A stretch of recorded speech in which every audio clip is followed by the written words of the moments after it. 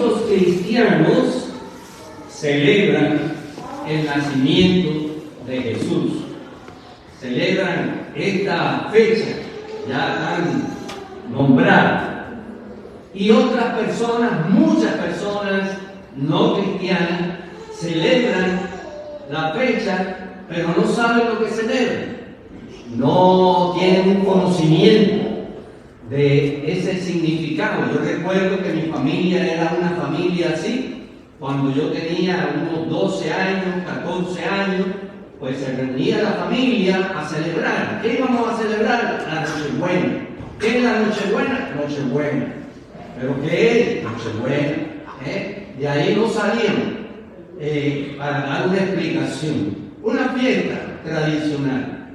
Entonces, es de mucha importancia analizar las verdades bíblicas relacionadas con este hecho, con este evento. Y quizás quitarle tanto de mito y tanto de paganismo que se ha sumado a la fecha. Por eso quiero tener esta consideración acerca del nacimiento del Hijo de Dios. Voy a leer primeramente la primera carta a Timoteo, capítulo 3, 16, fácil, porque nos acordamos de Juan 3, 16, aquí sería primera Timoteo 3, 16. Dice así, es un texto solo, pero dice de esta manera: es indiscutible, grande es el misterio de la piedad. Dios fue manifestado en carne, justificado en el Espíritu, visto de los ángeles, predicado a los gentiles, creído en el mundo, recibido arriba en gloria. Bien, buena palabra. Aquí pudiéramos dar un estudio, una predicación bastante exhaustiva sobre esto, cosa que no vamos a hacer ahora, para no desviarnos de nuestro propósito. Ahora, hermano, este nacimiento que habla las Escrituras y que celebramos cada año por esta fecha, es un acontecimiento profético. Es un hecho profético. ¿Por qué? Porque no apareció como algo de la nada, sino que fue el cumplimiento de lo que Dios había anunciado, lo que Dios había dicho. Y, por ejemplo, está esta declaración de Isaías, que hay otras también en Isaías, y no quiero extenderme, pero dice: porque un niño nos es nacido, hijo nos es dado, y el principado sobre su hombro, y se llamará su nombre admirable, consejero, Dios fuerte, Padre eterno, príncipe de paz. Así que aquí se nos está dando por anticipado algo que iba a acontecer siglos después. Y me llama mucho la atención que dice: nos es.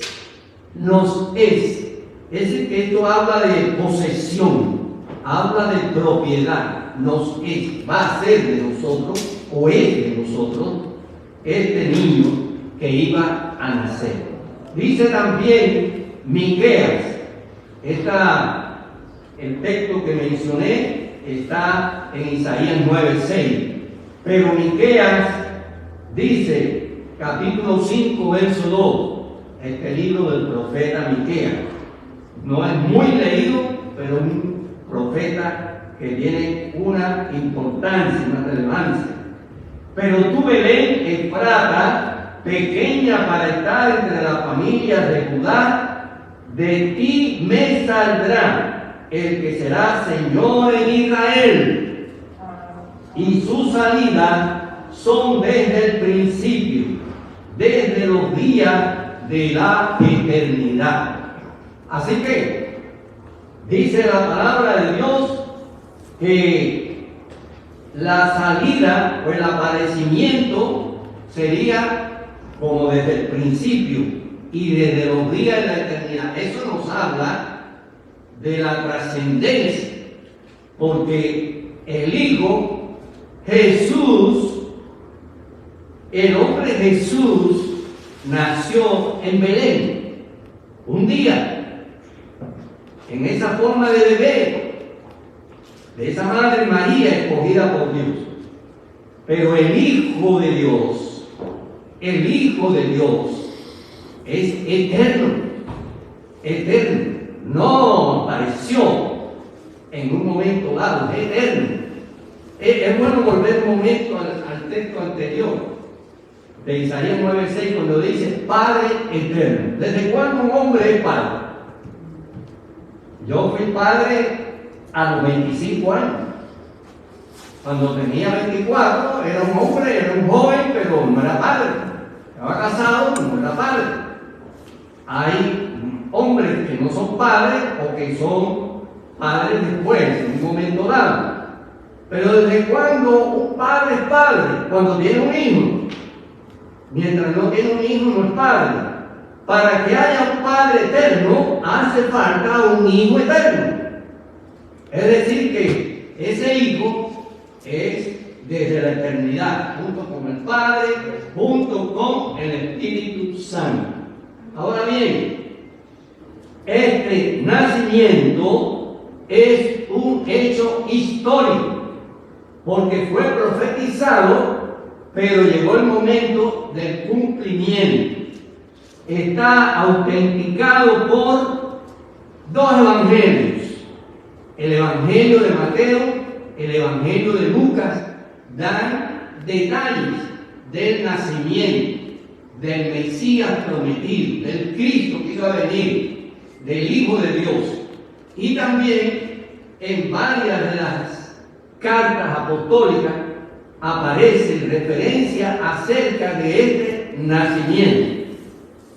Y si queremos señalar algo más, hay autores o escritores no cristianos, no bíblicos, romanos de la época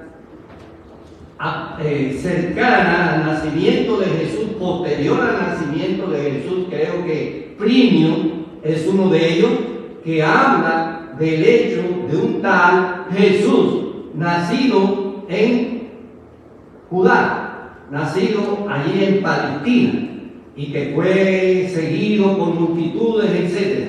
Entonces hay testimonio también secular, no solamente bíblico.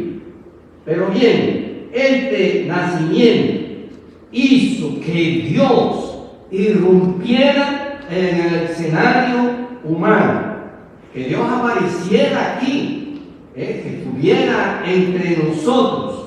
Esto es algo muy importante, porque Dios toma la naturaleza humana. Voy a leer aquí en un texto muy importante, no es el único, pero Filipenses 2. Filipenses 2 lo he usado en distintos momentos, especialmente para hablar de cómo debemos ser nosotros, cómo debo ser yo, cómo debes ser tú. Porque dice, haya pues en vosotros este sentir que hubo en Cristo Jesús. ¿Cómo debo ser yo? Yo debo tener el sentir de Cristo. Los cristianos debemos tener el sentir de Cristo. ¿Cuál era el sentir de Cristo? Bueno, aquí nos dice Filipenses 2:5. Haya pues en vosotros este sentir que hubo también en Cristo Jesús, el cual siendo en forma de Dios, eterno, ¿verdad?, preencarnado, no estimó el ser igual a Dios como cosa a que aferrarse, sino que se despojó a sí mismo, tomando forma de siervo, hecho semejante a los hombres, y estando en la condición de hombre, se humilló a sí mismo, haciéndose obediente hasta la muerte y muerte de cruz. Así que Dios toma forma humana. Algunos concilios en su declaración, Nicea, otros, hablando de este asunto, dice que Jesucristo no es como alguien puede decir, mitad hombre, mitad Dios, 50-50. No. Él es 100% hombre, 100% Dios. Es decir, total, las dos cosas, ambas, a plenitud. Y la otra cosa que debemos considerar de esto, que nos hace ver la palabra de Dios, que Jesús, el Hijo de Dios, no se vistió de carne con un cuerpo para estar aquí en la tierra, para anunciar y hacer todas las cosas maravillosas que hizo, para morir en una cruz, resucitar y después volver a ser como era antes. Hermanos, no es así. Jesús encarnado es eterno. Recuerden, como decía una vez mi pastor predicando, que en el seno de la Trinidad hay un hombre. En el seno de la Trinidad hay un hombre. Porque ahí está Jesucristo. Y no es que se despojó después del ropaje de hombre. Sigue siendo hombre para siempre, eternamente. Amén.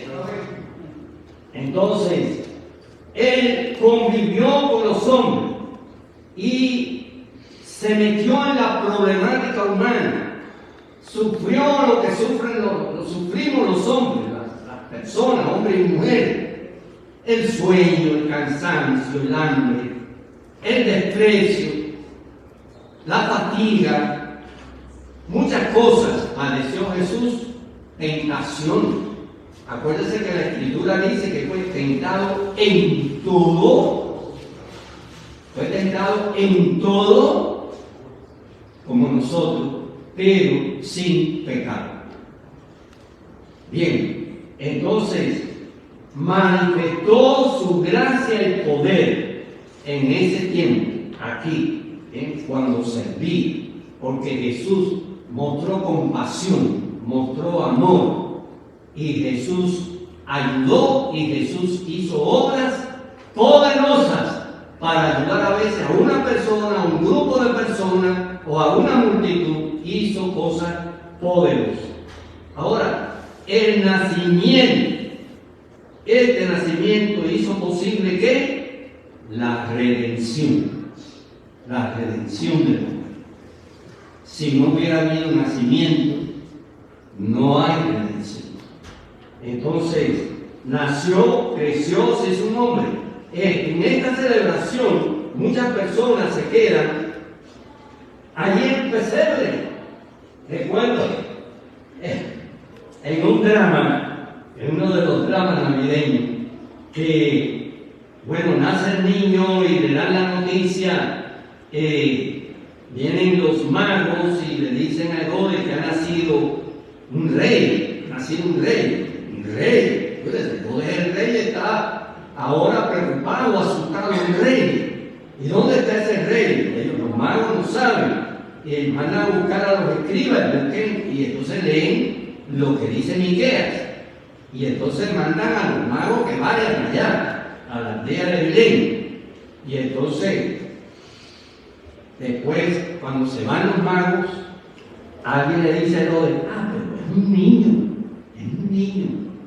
Y Herodes dice, sí, pero los niños crecen. Quiere decir que él estaba en peligro porque ahí venía un nuevo rey. Entonces, muchas personas se quedan mirando siempre el pesebre. El pesebre fue un instante. Jesús bebé fue poco tiempo. Se hizo hombre. Ahí aparece en la Escritura a los 12 años. Se hizo hombre. Comenzó el ministerio a los 30. Fíjense cuánto silencio acerca de Jesús, cuántos años. Pero era el momento apropiado. el momento legal, y comenzó su ministerio, como dice, siendo de unos 30 años.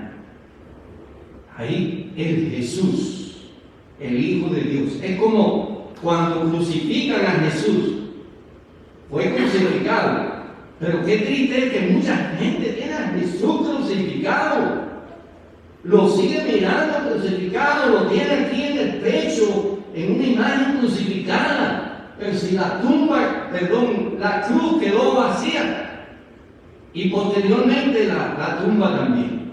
Nosotros no vemos a un Cristo que está crucificado, y no vemos a un Hijo de Dios que sigue en el presente, pasó por allí. Ahora bien, Él proclamó el nuevo mensaje, el Evangelio, la buena nueva de salvación, la buena noticia de salvación. Lo proclamó y Él se ofreció como cordero para ocupar el lugar de cada uno de nosotros. Él dijo que mi vida nadie me la quita, yo la pongo. Tengo poder para ponerla, tengo poder para volverla a tomar. Es decir, Jesús no fue alguien que murió pobrecito porque no se pudo escapar, no pudo evadir y murió. No. Él vino para eso y Él lo sabía y Él se ofreció. Entonces, resucitó con poder. Amén. Con poder, garantizando ¿qué cosa? La victoria sobre el maligno. Mire lo que Pablo le escribe a los Corintios en ese capítulo tremendo, capítulo 15 de la primera carta a los Corintios, el capítulo de la resurrección, como se amplía ahí como en ningún otro lado, y dice: y si Cristo no resucitó, vana es entonces nuestra predicación, vana es también vuestra fe. Si Cristo no resucitó, pero gloria a Dios que Cristo sí resucitó. Eso es el punto fundamental de toda la obra realizada por Cristo. Ahora, hermano, concluyendo, quiero ya ir cerrando lo que les voy a compartir. Miren, hay controversia en iglesias. Algunos quieren celebrar Navidad y otros, pues, rechazan la celebración de Navidad. Eso ha habido por tiempo en muchos lugares. Si vamos a ser fidedignos a la palabra, los creyentes no estamos orientados por la Biblia a celebrar el nacimiento del Hijo de Dios. Los cristianos, los creyentes, no estamos orientados en ningún lugar a celebrar bíblicamente el nacimiento del Hijo de Dios. Esa es una verdad.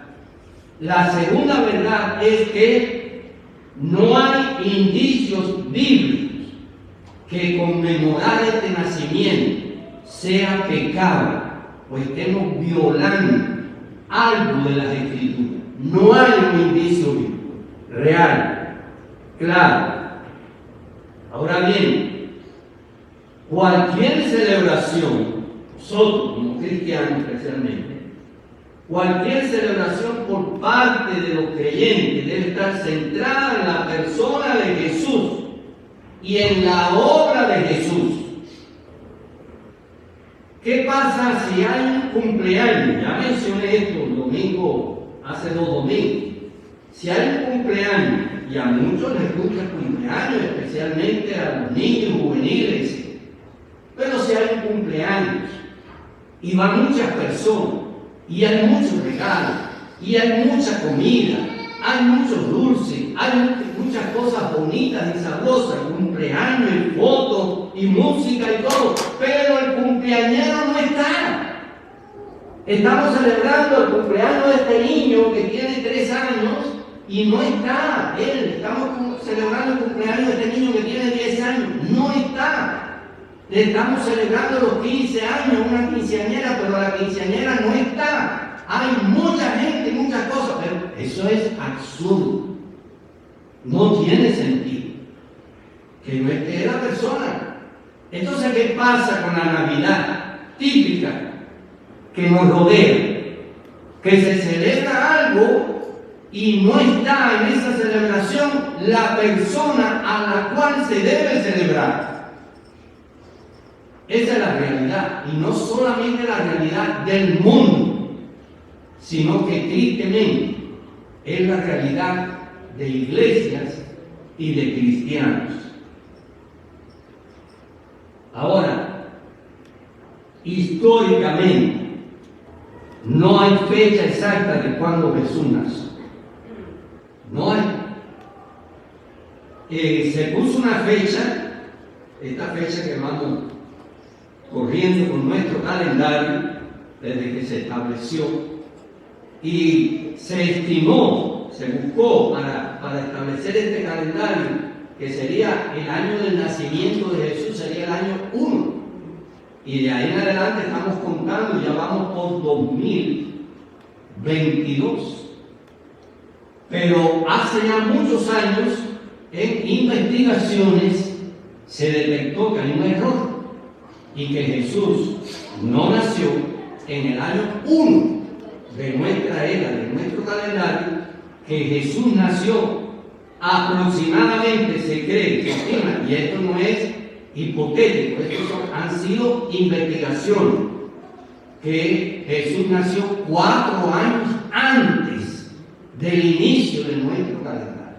Es decir, que tendríamos que sumar 4 años más a la fecha que tenemos. Ahora bien, eso es en cuanto al año. Y en cuanto al mes y al día, mucho menos. No se sabe absolutamente nada de qué mes nació el Hijo de Dios, de qué día de mes. Es una tradición, es una cosa añadida lo de diciembre 25. Algunos estiman que no puede ser diciembre, porque en diciembre los pastores no tenían las ovejas para hacer muchas veces hay buen frío en Israel, en la tierra de Israel, en esa área, y muchas veces cae nieve, y los pastores no están con las ovejas en ese tiempo en el campo. Entonces eso nos hace considerar que debe haber sido un mes que no fue invierno, que fue anterior. Y del día, pues absolutamente. Ahora, como no sabemos nada cuál fue el mes ni cuál fue el día, y por tradición llevamos muchos siglos celebrando, vamos a no cambiarlo, porque no lo podemos poner en otro mes y en otro día, de una manera absurda. Vamos a dejarlo ahí, pero estamos conscientes que no fue diciembre y que no fue el 25. Ahora, se deben desechar estos elementos ajenos al nacimiento del Señor. Miren, estoy hablando, no estoy tomando posturas cerradas, arbitrarias, pero analizando la realidad. El árbol llamado de Navidad nada tiene que ver con Navidad. El árbol se añadió a la celebración más de 1000 años después del nacimiento de Jesús. El árbol existía antes de que las iglesias empezaran a usarlo. Existía un árbol adornado en una fecha invernal, esta, como diciembre, pero era ajeno a Navidad, era una celebración ajena a Navidad. La iglesia empezó a usarlo también hasta el día de hoy.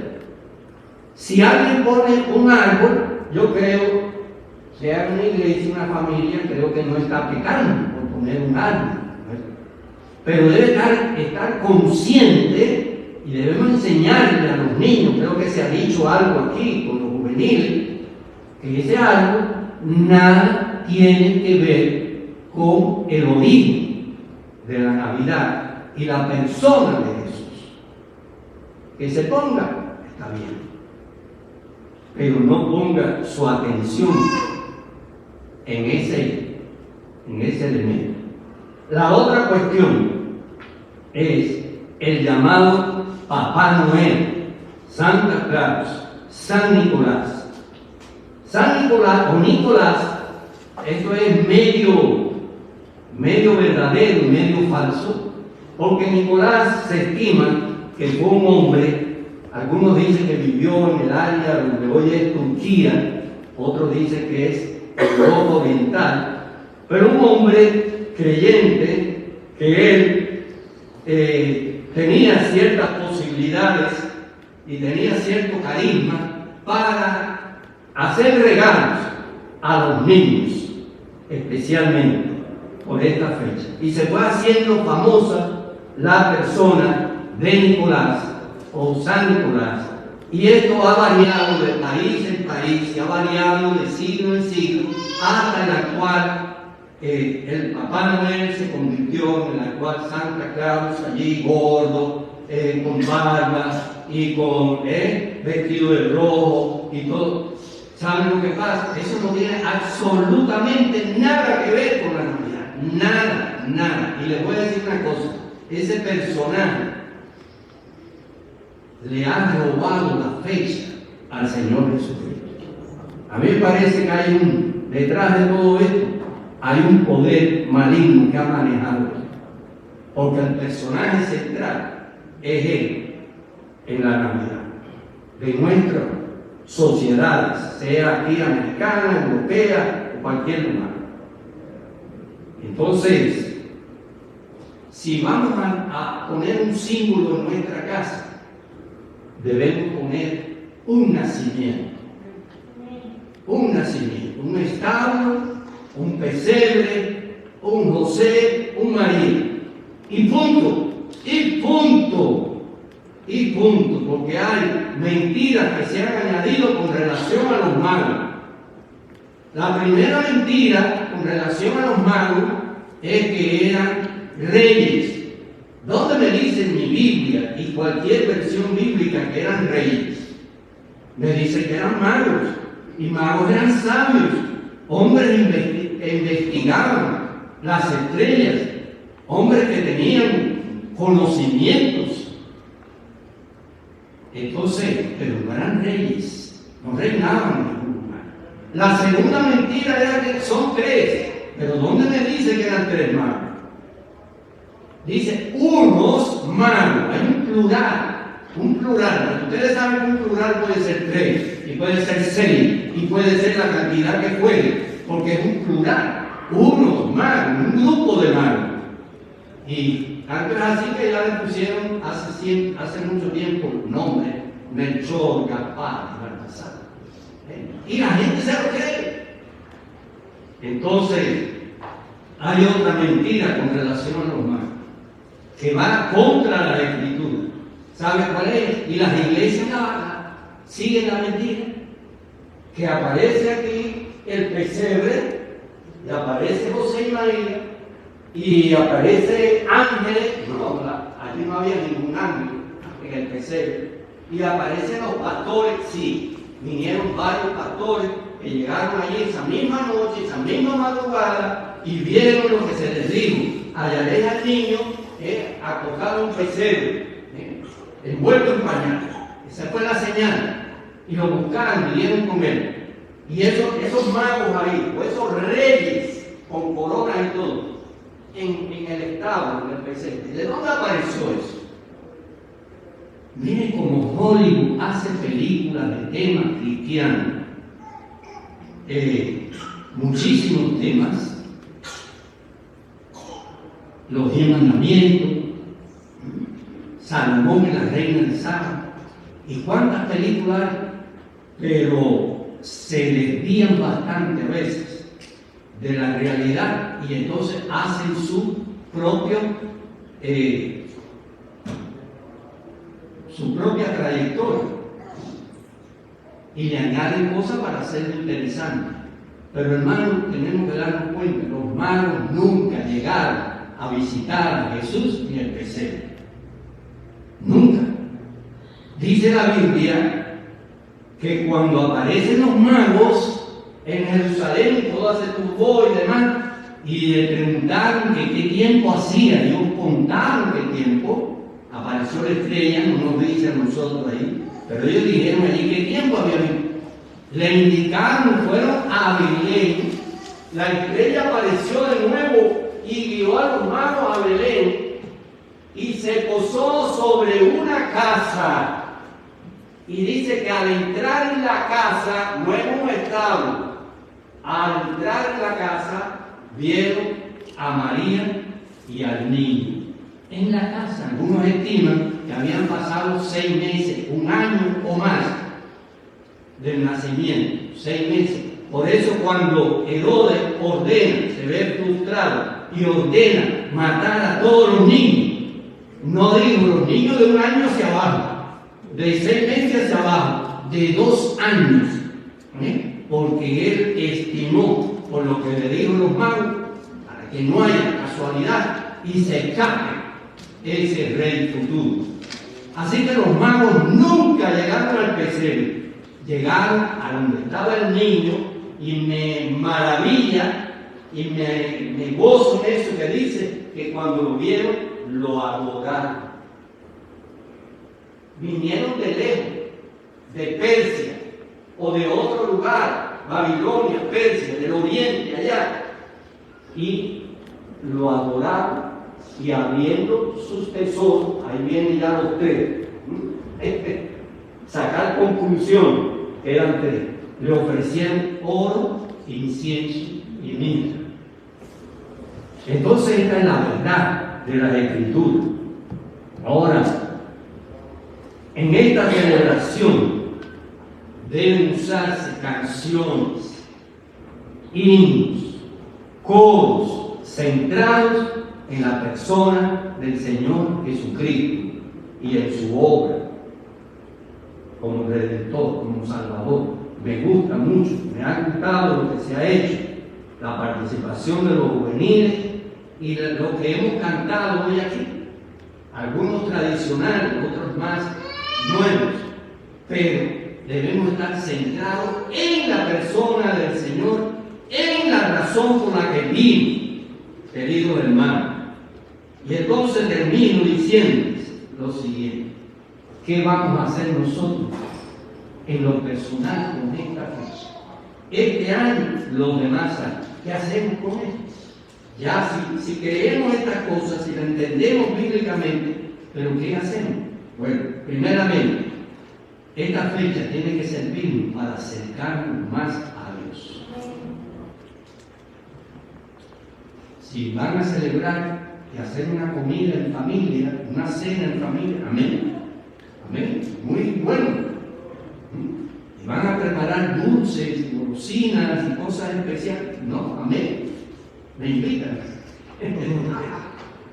Está bien, pero tenemos que buscar más a Dios en esta fecha. Es uno de los momentos. A Dios lo buscamos siempre. Necesitamos acercarnos más a Él, conocerle más. Y hay que venir a las Escrituras. Yo creo que estos días todos debemos leer todas las narraciones bíblicas acerca del nacimiento del Señor. Entonces, que lo busquemos en estos días, tú, con tu familia, personalmente. La segunda cosa, esa fecha debe motivarnos, movernos a adorar a Dios, a adorar al niño, a adorar a Jesús, que caminó por toda Palestina. Jesús que fue crucificado, resucitado, adorarlo. Adora. Los magos vinieron. ¿Cuántos días estuvieron caminando los magos con aquellos camellos? No sabemos, pero no fueron pocos. ¿Cuánto tiempo? Por lugares calurosos, difíciles, pero venían aquí. Venían a adorar. El objetivo fue ese. Es una revelación de Dios. Estos hombres estudiosos, Dios les mostró, no eran judíos, no eran israelitas, pero les mostró, les dio una señal y vinieron a adorar. Adoremos, estos son días para adorar. Mañana, martes, toda la semana, domingo y seguimos, pero es un énfasis de adoración. Por otro lado, hermanos, es una oportunidad para reorientar la fe de nosotros. Tu fe, mi fe, necesitamos reorientarla en esta celebración, porque es algo que Dios dijo y Dios hizo. Y por lo tanto debemos reorientar nuestra fe. Y también, dos cosas más, compartirla. Porque esto es un mensaje que hay que hace un momento se tocó aquí un instrumento, Caleb tocó este canto. Ve, dilo en la montaña. Ve y dilo. Nosotros tenemos que ir y decir que el Hijo de Dios nació. Tenemos que compartir el mensaje que nació, pero nació ¿para qué?